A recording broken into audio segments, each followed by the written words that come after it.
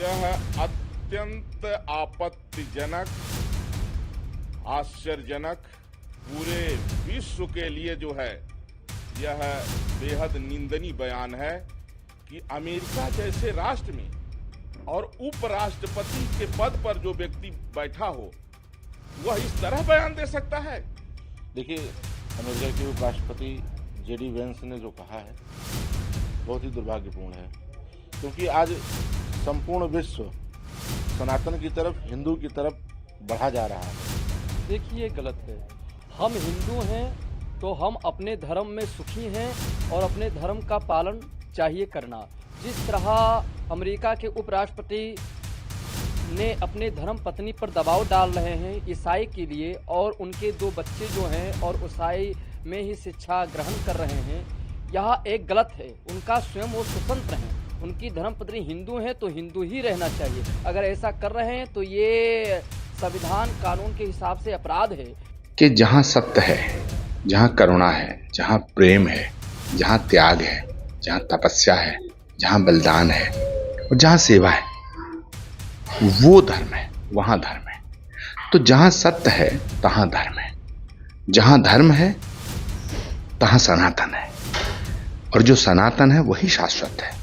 हमें लगता है कि यह उनका सौभाग्य है कि उनकी धर्मपत्नी एक भारतीय हिंदू है। तो हमें लगता है कि वो उपराष्ट्रपति जो है वहाँ के, उनको हिंदुत्व सनातन के प्रति चिंतन करना चाहिए और उसको समझना चाहिए, वो सनातन धर्म में रुचि लेना चाहिए। ये दुनिया के तमाम ऐसे मुल्क हैं जहाँ पर लोग जाते हैं और वहाँ का कानून है कि किसी में नागरिकता शादी करने से प्राप्त हो जाती है, किसी की नागरिकता वहाँ जन्म लेने से प्राप्त हो जाती है। तो विभिन्न देशों की अलग अलग अपनी मान्यताएं हैं, अलग अलग कानून है, उसके अनुसार लोगों को नागरिक बनने का, नागरिकता का विधान है। तो उसको उसके बारे में क्या कहा जाए? यह अत्यंत आपत्तिजनक, आश्चर्यजनक, पूरे विश्व के लिए जो है यह बेहद निंदनीय बयान है कि अमेरिका जैसे राष्ट्र में और उपराष्ट्रपति के पद पर जो व्यक्ति बैठा हो वह इस तरह बयान दे सकता है। वहां के उपराष्ट्रपति जेडी वेंस ने जिस तरह अपनी पत्नी को ईसाई बनने के लिए उन्होंने जो है उत्साहित किया, इसको धार्मिक प्रताड़ना कही जा सकती है। और भविष्य में कभी भी अगर उनकी पत्नी ईसाई बनती हैं तो ये समझा जाएगा कि उन्होंने धार्मिक प्रताड़ना दे करके जबरदस्ती उनको जो है हिंदू धर्म से ईसाई बनाया है। और वहां के जो महामहिम राष्ट्रपति डोनाल्ड ट्रंप हैं, वो तत्काल प्रभाव से उपराष्ट्रपति जेडी वेंस को जो है पदच्युत करें, नहीं तो पूरी दुनिया में इसको लेकर के इतराज है और इसका विरोध किया जाएगा। अमेरिका दूसरे को क्या मार्गदर्शन करेगा अगर अमेरिका में लोग धार्मिक प्रताड़ना किस तरह से शिकार हो रहे हैं? बेहद आपत्तिजनक है। और हम भारत के जितने साधु संत हैं जब से सुने हैं, हम लोगों को बहुत आक्रोश है। आशा करते हैं कि डोनाल्ड ट्रंप पदच्युत करके और उनको इस बात का सबक देंगे कि उन्होंने जो कहा है यह अक्षम्य है और इससे पूरे दुनिया के लोग आहत हुए हैं। देखिए, अमेरिका के उपराष्ट्रपति जेडी वेंस ने जो कहा है बहुत ही दुर्भाग्यपूर्ण है, क्योंकि आज संपूर्ण विश्व सनातन की तरफ, हिंदू की तरफ बढ़ा जा रहा है। क्योंकि सबको पता है कि अगर चाहे राष्ट्र का उत्कर्ष हो, चाहे स्वयं का उत्कर्ष हो, कहीं संभव है तो वो सनातन धर्म में। कुछ दिन पूर्व आपदा आया विश्व स्तर पर, जिसको कोरोना नाम दिया गया।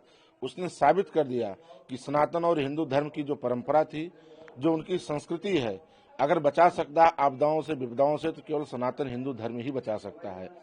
ऐसी स्थिति में जेडी वेंस का कहना कि हम अपने बच्चों को ईसाई धर्म के अनुसार पाल रहे हैं और हमारी पत्नी से भी अपेक्षा है कि वो ईसाई धर्म स्वीकार करें, ये बहुत दुर्भाग्यपूर्ण है। जेडी वेंस को हिंदू धर्म स्वीकार कर लेना चाहिए, जिससे आने वाले समय में उनका भी उत्कर्ष होगा और उनके बच्चों का भी उत्कर्ष होगा और राष्ट्र का भी उत्कर्ष होगा। जिस तरह से अमेरिका के अंदर उथल पुथल मचा हुआ है, इसका सबसे बड़ा उदाहरण है कि उनके यहाँ आपसी मतभेद है। हिंदू धर्म को अपना लें, सनातन को अपना लें, अमेरिका का भी उत्कर्ष होगा। अन्यथा अमेरिका जो उत्कर्ष के ऊपर बढ़ रहा था, अब वो निचले स्तर पे आ रहा। आने वाले कुछ ही समय में ये सबको पता चल जाएगा कि अमेरिका की क्या स्थिति है। केवल संपूर्ण विश्व में अगर कोई स्वीकारता होगी तो केवल सनातन धर्म की और हिंदू धर्म की स्वीकारता होगी। हिंदू धर्म ही एक ऐसा धर्म है जो सर्वे भवन्तु सुखिनः की कामना करके, सब विश्व राष्ट्र मंगल की कामना करके, हर धर्म के, हर जाति के लोगों के, हर प्राणी मात्र की मंगल कामना करता है। ये सिर्फ हिंदू धर्म है। इसलिए जेडी वेंस की पत्नी को बहुत बहुत धन्यवाद है। उनका हम लोग मंगल कामना करते हैं भगवान से कि वो स्वस्थ रहें, निरोग रहें, आने वाले समय में वो अमेरिका का नेतृत्व भी करें। क्या लगता है मुझे दबाव बनाया जा रहा है? बिल्कुल दबाव बनाया जा रहा है, लेकिन जेडी वेंस की पत्नी को पुनः हम साधुवाद देना चाहेंगे कि उन्होंने अपने धर्म के साथ, अपनी आस्था के साथ अडिग हैं और इसी तरह से रहे। संपूर्ण भारतवर्ष, संपूर्ण विश्व उनके साथ खड़ा है। देखिए, गलत है। हम हिंदू हैं तो हम अपने धर्म में सुखी हैं और अपने धर्म का पालन चाहिए करना। जिस तरह अमेरिका के उपराष्ट्रपति ने अपने धर्म पत्नी पर दबाव डाल रहे हैं ईसाई के लिए, और उनके 2 बच्चे जो हैं और ईसाई में ही शिक्षा ग्रहण कर रहे हैं, यह एक गलत है। उनका स्वयं वो स्वतंत्र हैं, उनकी धर्मपत्नी हिंदू हैं तो हिंदू ही रहना चाहिए। अगर ऐसा कर रहे हैं तो ये संविधान कानून के हिसाब से अपराध है। जो जिस धर्म का है उसको उसी धर्म में होना चाहिए, दूसरे धर्म में लाना, उन पे दबाव करना यह गलत है। क्योंकि कोई भी पुस्तक हो, जितने भी ग्रंथ हैं, जितने भी बाइबल हो, चाहे कुरान हो, किसी में यह उल्लेख नहीं है कि आप किसी के धर्म को जबरदस्ती आप धर्मांतरण के लिए कहो, दबाव दो। दबाव देना एक अपराध की श्रेणी में होता है। अगर उषा जी की मन में इच्छा होती तो वो ईसाई में जा सकती थी, मगर जब उनकी इच्छा नहीं है तो उपराष्ट्रपति अगर अमेरिका के वो दबाव डाल रहे हैं तो यह गलत है। उनको सोच विचार करना चाहिए। तो पागलपन का एक दौरा है उनके अंदर, जो अपने धर्म हो करके दूसरे धर्म में दबाव डाल रहे हैं। यह क्या है? वो सार्वजनिक मंच पर ऐसी उन्होंने इच्छा जाहिर किया है। ये साधु संत हम लोग विरोध कर रहे हैं। ये एक अन्याय है, ये एक अपराध है। ये नरकों में जगह नहीं मिलेगा ऐसे लोगों को जो अपने परिवार की खुशी नहीं देखना चाहते हैं। अपने बाल बच्चे जो सनातनी हिंदू हैं उनको ईसाइयों में इच्छा जाहिर कर रहे हैं, या इनकी मानसिकता सोच क्या है? ऐसे लोगों पर तो जूता चाहिए बरसना और चप्पल चाहिए बरसना। जो अपने परिवार का नहीं हुआ वो किसी का नहीं होगा। जो हिंदू धर्म में बाल बच्चे उनकी धर्म पत्नी है और दबाव डाल रहे हैं, दबाव डालने की तुम्हारी क्या औकात है? क्या तुम्हारी हिम्मत है? जो जिस धर्म का है उसी धर्म में होना चाहिए। ऐसा करना अपराध है। ऐसे लोगों पर दंड होना चाहिए। देखिए, अमेरिका के उपराष्ट्रपति जेडी वेंस का यह वक्तव्य अत्यंत निंदनीय है, दुखद है, दुर्भाग्यपूर्ण है। एक तो भारतीय होने के नाते, हिंदू होने के नाते उसके ऊपर जो दबाव बनाया जा रहा है, जो अपनी पत्नी उषा के ऊपर जो दबाव बना रहे हैं, वो नितांत असत्य है, निराधार है। स्वधर्म निधनो श्रेय पर धर्मो भयावह।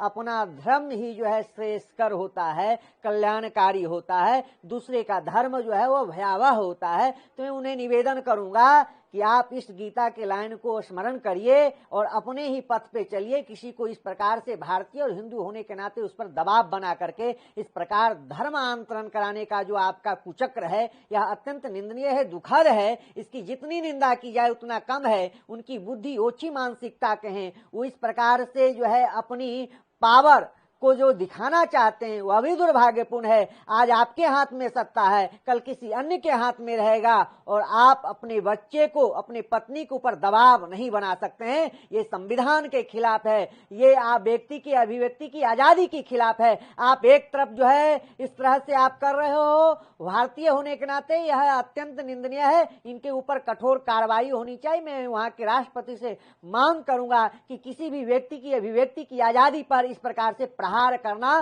दुर्भाग्यपूर्ण है। देखिए, धर्म का अर्थ समझना बड़ा जरूरी है। और धर्म क्या है? धर्म शास्त्रों में कहा गया धार्यति इति धर्म, जो धारण किया जाता है वो धर्म है। लेकिन मैं ऐसा मानता हूं कि जहां सत्य है, जहां करुणा है, जहां प्रेम है, जहां त्याग है, जहां तपस्या है, जहां बलिदान है और जहां सेवा है, वो धर्म है, वहां धर्म है। तो जहां सत्य है तहां धर्म है। जहां धर्म है तहां सनातन है, और जो सनातन है वही शाश्वत है। बाकी दुनिया के जितने धर्म हैं ये सब पंथ हैं, ये सब मत हैं, ये सब मतांतर हैं, ये सब संप्रदाय हैं, ये समाज है, ये धर्म नहीं है। क्योंकि धर्म दुनिया का एक ऐसा विषय है जिससे सारी दुनिया जुड़ी है।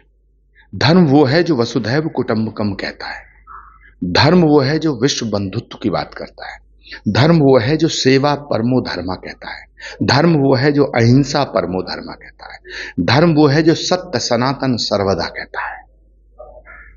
बाकी कोई धर्म धर्म नहीं है। लेकिन उनका कहना यह भी है कि तीनों बच्चे उनके ईसाई धर्म के हिसाब से पाले जाते। मैं इस पर कोई टिप्पणी नहीं करना चाहता। अपने बच्चों की परवरिश कोई किस तरह से करता है ये उनका अपना अधिकार है।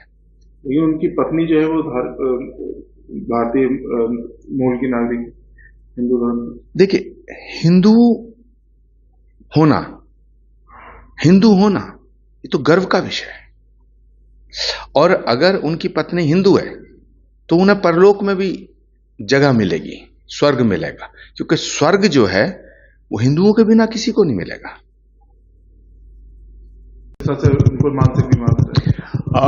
देखिए, राहुल गांधी जी के विषय में सारी दुनिया जानती है कि वो बदतमीजों के बादशाह हैं। वो मोदी का सम्मान करते हैं, नहीं करते हैं, आरएसएस का सम्मान करते हैं, नहीं करते हैं, संविधान का सम्मान करते हैं, नहीं करते, वो किसी का सम्मान नहीं करते।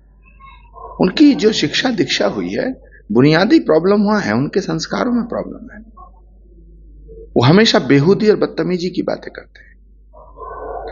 उनकी भाषा से, उनकी बोलचाल से, उनके चलने फिरने के ढंग से, उनकी भाव भंगिमाओं से, उनके तेवरों से लगता है वो तो बदतमीजों के बादशाह हैं। आरएसएस पर टिप्पणी की जा रही है। देखिए, राष्ट्रीय स्वयंसेवक संघ एक राष्ट्रवादी संगठन है, राष्ट्र के प्रति समर्पित लोगों का संगठन है। राष्ट्रीय स्वयंसेवक संघ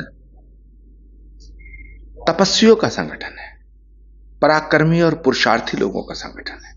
ये तो राष्ट्र भक्तों की एक ऐसी फौज है जिसके जीवन का एक एक पल राष्ट्र को समर्पित है। राष्ट्रीय स्वयंसेवक संघ के ऊपर टिप्पणी करने वाला व्यक्ति राष्ट्रभक्त नहीं हो सकता, और जो राष्ट्रभक्त है वो आरएसएस का विरोध नहीं कर सकता, आरएसएस को गाली नहीं दे सकता। ये जो कांग्रेस के अंदर राष्ट्र विरोधियों की जमात इकट्ठा हो गई है, ये राष्ट्र प्रेमी संगठनों पर, राष्ट्रभक्तों पर हमेशा से सवाल उठाने का पाप करते हैं। नहीं, हमें लगता है उनका ये अपना निजी मामला है, लेकिन मेरे जहाँ तक बात है, मेरी निजी जो विचार है, ये हमें लगता है कि अगर जो तुलनात्मक अध्ययन किया जाए तो सनातन धर्म पूरे विश्व के कल्याण के लिए है और स्वयं आत्म कल्याण के लिए भी है। तो हमें लगता है कि यह उनका सौभाग्य है कि उनकी धर्म पत्नी एक भारतीय हिंदू हैं। तो हमें लगता है कि वो उपराष्ट्रपति जी जो है वहाँ के, उनको हिंदुत्व सनातन के प्रति भी अध्ययन करना चाहिए और उसको समझना चाहिए, वो सनातन धर्म में रुचि लेना चाहिए। और जो उनकी पत्नी हैं, जो मूल परिवार के वो होते हैं, तो उनके सनातन धर्म के सिद्धांतों को अगर जो वो माने, वो समझे, यज्ञ अनुष्ठान करें, भगवान रामकृष्ण को माने, तो हमें लगता है उनके जीवन और सुखमय होगा। और बाकी तो वो स्वतंत्र है, लेकिन मेरा मानना है कि जिस तरीके से अगर जो हिंदू सनातन ही होना अपने आप में एक कहीं न कहीं मनुष्यता को और निखारने का काम करता है और प्रगति करता है। और जो देश के उपराष्ट्रपति पद जैसे पदों पे बैठे हैं, तो हमें लगता है उसमें वो हिंदू जो उनकी धर्म पत्नी है उसकी त्याग तपस्या का परिणाम है, उसके पूर्वजों की त्याग तपस्या का परिणाम है कि आज उपराष्ट्रपति है। तो इसको समझना चाहिए उनको और हिंदू सनातन की तरफ आगे बढ़ना चाहिए और बच्चों को संस्कार देना चाहिए। सर, अमेरिका में लोगों के प्रति एक नकारात्मक भावना में बढ़ती है। नहीं, पिछले कुछ समय से इस तरह की एक माइंडसेट तैयार किया गया है। पिछले कुछ समय से कहीं न कहीं हिंदुओं की, चूंकि हिंदू कहीं भी जाते हैं तो अपने गुण के आधार पे, अपने सहनशीलता के आधार पे, अपने त्याग और तपस्या और सेवा के आधार पे वो अपनी पहचान बना लेते हैं। तो कहीं ना कहीं उनकी छवि को जानबूझ करके ये डर एक है कि ये जाते हैं कहीं भी अपने स्थान बना लेते हैं, इसलिए जो है कहीं ना कहीं वो हिंदुओं के प्रति नफरत, घृणा और एक अंतर्राष्ट्रीय साजिश है। इसके लिए कई बार मैंने यूएनए को भी पत्र लिखा है और इस बारे में हमने बताया है कि भाई हिंदू सनातन के खिलाफ एक टूल किट गैंग काम कर रहा है अंतर्राष्ट्रीय स्तर पे, जो बदनाम करने का, उसकी छवि को गिराने का, उसको पाखंड के रूप में दिखाने का कर रहा है। लेकिन सच्चाई छुप नहीं सकती झूठे उसूलों से और सुगंध आ नहीं सकती कागज के फूलों से। आज पूरे विश्व में हिंदू सनातन के बिना कोई मानवता की कल्पना नहीं की जा सकती। तो इसलिए सनातन अपने आप में श्रेष्ठ है। इसने पूरे सर्वे भवन्ति सुखिनः सर्वे सन्तु निरामया सर्वे भद्राणि पश्यन्तु मा कश्चित् के यानी सबकी कल्याण की कामना करता है। वो एक मजहब नहीं है, वह एक मात्र एक पंथ नहीं है, बल्कि अगर धर्म है कहीं तो सनातन है। तो इसलिए लोगों को स्वीकार करना पड़ेगा। सर, अमेरिका जिस करता है और भारत पे टिप्पणी भी करता है, खासकर कि यहाँ पे जो माइनॉरिटीज है या उन पे जुल्म हो रहा है, लेकिन इस प्रकार की जो टिप्पणी खासकर उनके उपराष्ट्रपति से ही आती है। नहीं, ये बिल्कुल बहुत दुर्भाग्यपूर्ण बात है कि जो अमेरिका अपने को सेकुलर राष्ट्र कहता है, सभी धर्मों का सम्मान करने की बात करता है, उपराष्ट्रपति स्वयं अपने पत्नी के धर्मांतरण करा रहे हैं। तो यह भी ये कहीं न कहीं यह जांच का विषय है कि कहीं उन्होंने भी तो लव जिहाद नहीं किया है।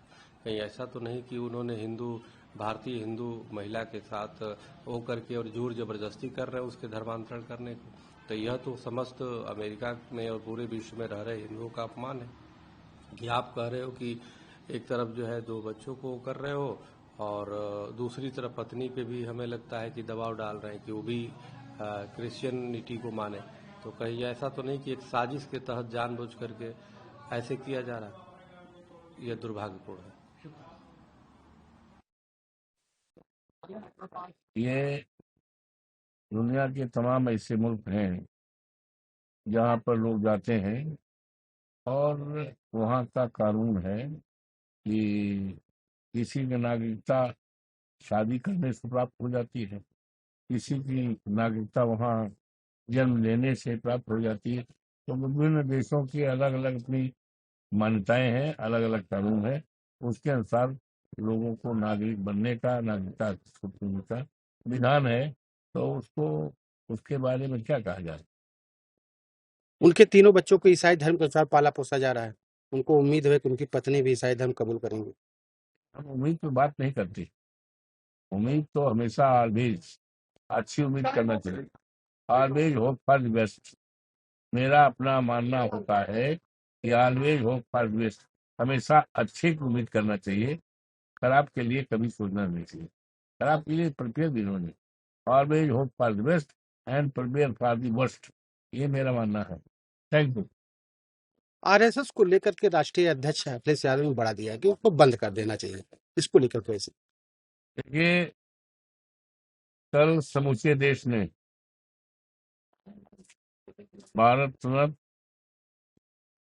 सरदार वल्लभ भाई पटेल की जयंती मनाई और उनको याद किया गया और उन्होंने जिस तरह से देश की अखंडता को जोड़ने का काम किया, देश को एक करने का काम किया, बड़ी बड़ी रियासतों को खत्म किया, उसी तर्ज पर आरएसएस पर, राष्ट्रीय स्वयंसेवक पर भी पाबंदी लगाई। तो उसके तमाम कारण बताए गए उस समय, क्योंकि इससे आपसदारी में कूटनीति थी, आतंकवाद पैदा होता था और एक ऐसा माहौल भी था कि राष्ट्रपिता महात्मा गांधी जिनकी हत्या भी हुई थी। तो इन तमाम बिंदुओं को लेकर, तमाम कारणों को लेकर के सरदार वल्लभ भाई पटेल ने आरएसएस पर पाबंदी लगाई और जो आरएसएस पर पाबंदी हटाई गई on the basis of certain conditions कि अब कोई ऐसा वातावरण नहीं पैदा होगा जिससे देश में नफरत पैदा हो, देश में अलगाववाद पैदा हो। इन तमाम शर्तों के आधार पर पाबंदी हटी थी।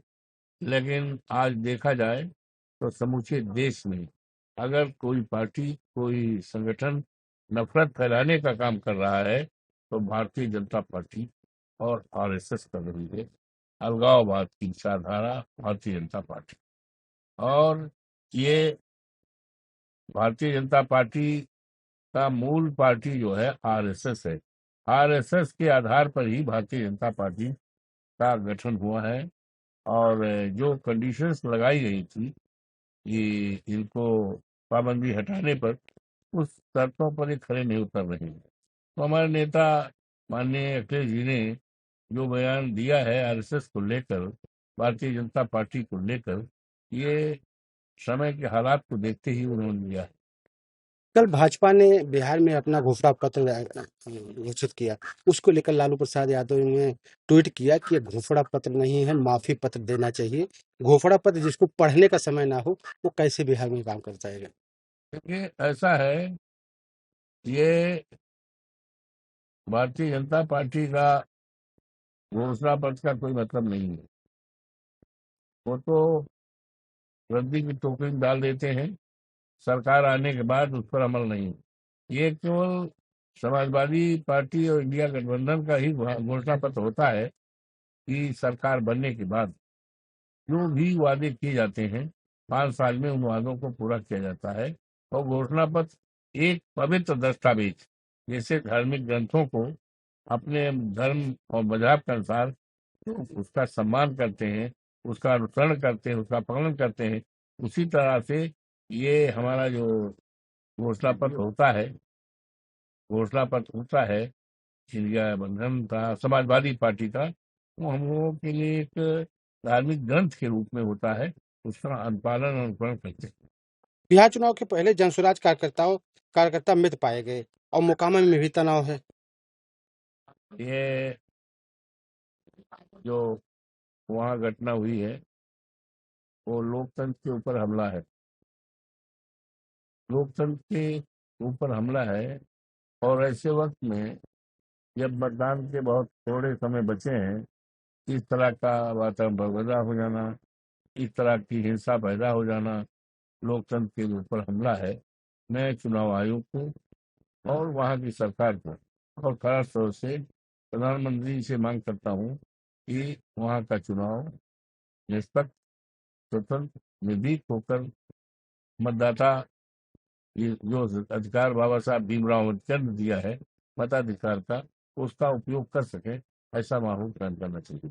ये जीतन राम मांझी जो केंद्रीय मंत्री, उन्होंने आरोप लगाया है कि मोकामा में जो हत्याकांड हुआ है उसमें राजद का हाथ है। हम नहीं कह सकते किसका हाथ है किसका नहीं है, ये तो जांच का विषय है। तो जब तक कोई जांच कॉम्पिटेंट अथॉरिटी द्वारा न हो जाए तब तक मेरे द्वारा इस तरह का बयानबाजी करना मेरे व्यक्तित्व और मेरे काम करने के तरीके से विपरीत आचरण होगा। मैं इस पर कोई कमेंट नहीं करूँगा। समाज उच्च स्तरीय जांच होनी चाहिए, और जांच तो चलती रहेगी, लेकिन उससे सबसे पहले इस बात पर अश्योरेंस होना चाहिए कि जहाँ चुनाव के दरमियान किसी प्रकार का हिंसा का स्थान वहां पर नहीं होगा। समाजवादी पार्टी के कद्दावर नेता आजम खान ने टोपी को लेकर करके एक बड़ा बयान दिया है। टोपी, जो उनकी टोपी मजहबी टोपी होती है, उसको लेकर बड़ा बयान दिया कि जो मंच पे बैठ के टोपी लगाते उतरते ही जेब में रखते थे, ऐसे लोगों को नहीं होना चाहिए। सब कुछ नहीं कहना, मुझे इस पर कोई अपनी टिप्पणी नहीं करना। आपको बिहार में स्टार प्रचारक बनाया गया है, कब निकल रहे हैं, क्या मुद्दे रहेंगे? जब जाहिर है मुद्दे जो है लॉ एंड ऑर्डर का मुद्दा है, बेरोजगारी का बड़ा मुद्दा है कि बिहार ऐसा प्रदेश है, राज्य है, यहाँ पर तमाम पढ़े लिखे तो बेरोजगार है ही हैं, गैर पढ़े लिखे जो मजदूर हैं, आप ट्रेनों पर देखें तो कोई कानपुर जा रहा है, कोई बॉम्बे जा रहा है, कोई कहाँ जा रहा है, दिल्ली जा रहा है, किसके लिए? मजदूरी करने के लिए। तो पूरी तरह से फिलौर है, और 10-11 साल की सरकार हो गया, कुछ नहीं, बेरोजगारी नहीं हटी, रोजगार नहीं मिला है, कल कारखाने नहीं हुए। तो ये तमाम मुद्दे स्थानीय मुद्दे हैं, लॉ एंड ऑर्डर का मुद्दा है, बेरोजगारी का मुद्दा है, ये महंगाई का मुद्दा है, ये तमाम मुद्दे हैं और जा रहे हैं। और जो क्षेत्रीय मुद्दे हैं वो सबको शामिल करके वहाँ के देवतुल्य मतदाताओं के बीच अपनी बात कहने का काम करेंगे। राहुल गांधी ने छठ पूजा को लेकर के आपत्तिजनक बयान दे दिया, उसको लेकर काफी बिहार में हलचल मची हुई है। कि किसी भी धर्म के बारे में जो हमारी परंपराएं हैं, मान्यताएं हैं, त्योहारों को लेकर उस पर किसी को टीका टिप्पणी करने का अधिकार नहीं होना चाहिए। सबको अधिकार है। हमारे संविधान में, संविधान के प्रेम्बिल में साफ साफ लिखा हुआ है, जिसकी शुरुआत अंग्रेजी में होता है, we citizen of India, Hindi में है हम भारत के लोग। ये प्रेम्बिल है, ये प्रेम्बिल है जो 26 नवंबर 49 को प्रेम्बिल, उसमें धर्म की स्वतंत्रता, अपने अपने धर्मों के अनुसार धर्म अडॉप्ट करने का, उसके अनुसार कंसर्न करने का अधिकार है। इस अधिकार को बाबा साहब भीमराव अम्बेडकर ने किया है। तो किसी के धर्म पर आक्षेप करना, टीका टिप्पणी करना, आलोचना करना, ये हमारे संविधान के प्रेम्बिल और जो संविधान की आत्मा है उसके विपरीत आचरण है।